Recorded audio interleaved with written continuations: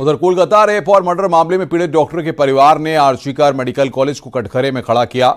News 18 India से बाखास बातचीत में पीड़िता के माता पिता ने अस्पताल पर कई गंभीर आरोप लगाए हैं। सुप्रीम कोर्ट भी पूरे मामले में अस्पताल के लापरवाही बरतने की बात कह चुका है।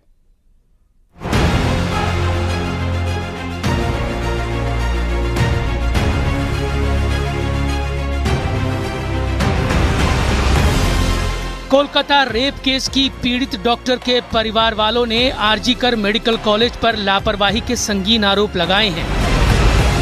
न्यूज 18 इंडिया के साथ एक्सक्लूसिव बातचीत में पीड़ित ट्रेनी डॉक्टर के माता पिता ने सीधे सीधे अस्पताल को कटघरे में खड़ा कर दिया है।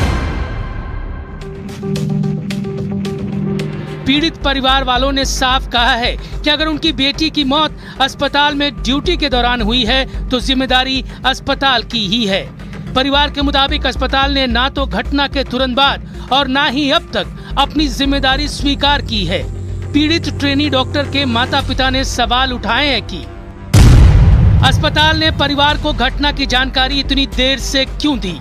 अस्पताल के असिस्टेंट सुपरिटेंडेंट ने हत्या की बात छुपाकर बेटी के सुसाइड करने की बात क्यों कही। पीड़ित परिवार के अस्पताल पहुंचने के बाद भी 6-7 घंटे तक उनसे किसी ने बात क्यों नहीं की।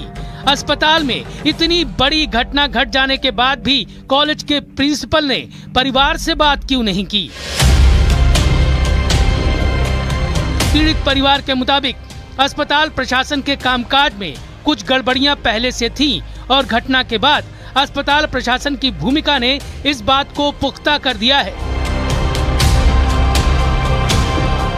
पहले से तो हमको अस्पताल के जो डिपार्टमेंट जो है जिसका पास मेरा लड़की को भेजा था वो ऑन ड्यूटी में था। एक ऑन ड्यूटी में एक जो लड़का हो या लड़की जिससे काम करता है, जैसे हमारा अंदर 3-4 आदमी काम करता है, उसका जो जिम्मेदारी है वो तो मेरा ही है ना जी। कोई दुर्घटना घट जाए तो मेरा हमको ऊपर जिम्मेदारी पड़ेगा।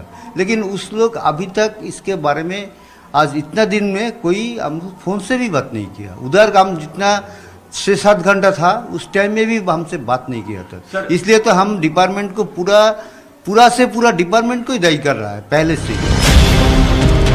घटना के बाद से आरजीकर अस्पताल लगातार मामले की लीपापोती की कोशिश करता रहा। यहाँ तक कि जिस जगह ट्रेनी डॉक्टर के साथ रेप और हत्या की बात सामने आई उस कमरे से सबूत मिटाए जाने का भी अंदेशा है।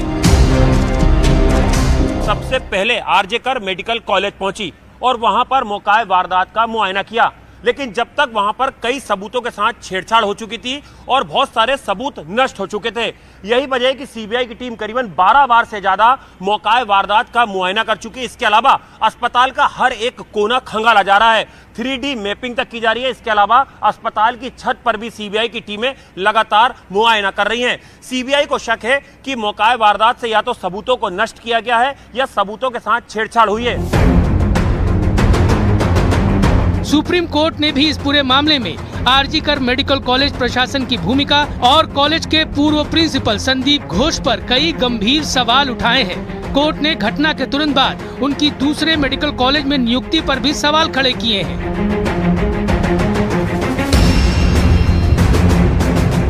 What was the principal doing?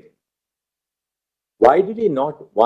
Why was this kind of inaction on the part? First, an attempt to pass this off as a suicide instead of a murder. I'm sorry, Mother, that's not correct. Not registering an FIR till late in the evening. Third, the body itself is handed over to the parents sometime in the evening for cremation. Kolkata की घटना के बाद अस्पतालों में डॉक्टरों की सुरक्षा का मुद्दा एक बार फिर से गर्मा गया है। कोलकाता रेप और मर्डर मामले में जहां अस्पताल का काम जांच में सहयोग करने का था, वहीं अस्पताल प्रशासन पर लीपापोती के गंभीर आरोप लग रहे हैं। जाहिर है अस्पताल संदेह के दायरे में खड़ा है।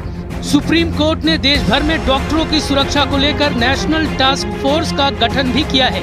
ये टास्क फोर्स अस्पतालों में डॉक्टरों की सुरक्षा और सुविधाओं के इंतजामों को परखेगी, साथ ही डॉक्टरों के खिलाफ बढ़ रही हिंसा की घटनाओं को रोकने के लिए भी जरूरी सुझाव देगी।